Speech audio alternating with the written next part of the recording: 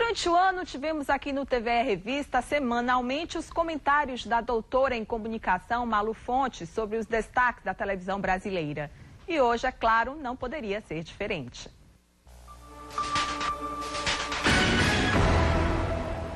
Boa tarde. Hoje é o último dia da última semana dos 8 anos sob o governo do presidente Luiz Inácio Lula da Silva.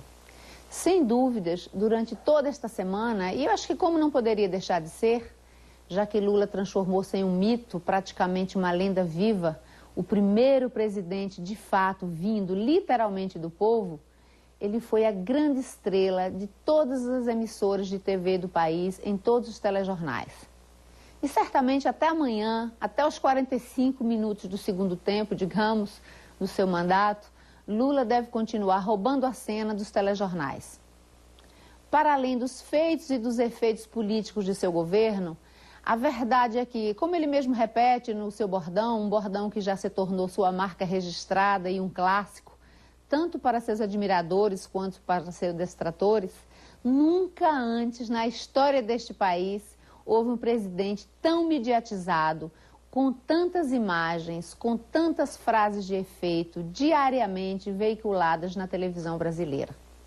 E por uma circunstância histórica, digamos assim, Lula teve a seu favor, em seus 8 anos de mandato, a coincidência de estar no poder ao mesmo tempo em que as novas tecnologias da informação experimentaram um boom jamais visto e uma popularização sem precedentes. O acesso das pessoas mais pobres ao consumo, a democratização da internet, o acesso das classes de baixa renda ao computador e às câmeras digitais, a popularização da telefonia celular em larguíssima escala, o uso disseminado das redes sociais online pelos brasileiros de todas as classes sociais e o barateamento de componentes eletrônicos que gravam e reproduzem sons e imagens contribuíram em muito para que Lula fosse o fenômeno de mídia que é, o mito noticioso em que ele se transformou praticamente nesta década. Nunca antes na história deste país um presidente foi, e durante 8 anos ininterruptos, e sem jamais cair em desgraça com as massas nas ruas, tão afagado, tão tocado, tão abraçado, tão beijado, registrado em palavras, sons e imagens na dimensão em que Lula foi. Amanhã, a agenda televisiva do poder político começa uma nova era, com Dilma Rousseff. Com todos os ineditismos que eles cercam, ela é a primeira mulher a ocupar a presidência da República. É considerada por muitos como sisuda, reservada, tem uma filha única que mora em Porto Alegre, portanto uma família pequena.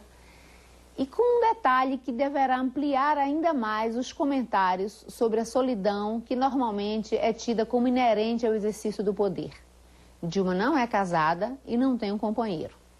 O ex-presidente Itamar Franco também era solteiro durante todo o exercício de seu mandato, mas isso nunca chamou muita atenção da mídia, exceto quando ele foi fotografado no Carnaval Carioca com uma modelo sem calcinhas. Já diante de Dilma, pelo fato dela ser mulher e separada, certamente não faltarão comentários picantes sobre eventuais rumores acerca da ausência de um primeiro marido, já que não teríamos um primeiro-damo, para ocupar o espaço doméstico até hoje ocupado pelas primeiras damas na presidência da República, em toda a história brasileira. Hoje, no país e na cobertura televisiva, termina a era Lula e começa a era Dilma, com o ineditismo, digamos assim, de um toque de feminice no poder. Boa tarde e até semana que vem, com mais um tema que foi destaque na televisão brasileira. Um 2011 melhor para todos.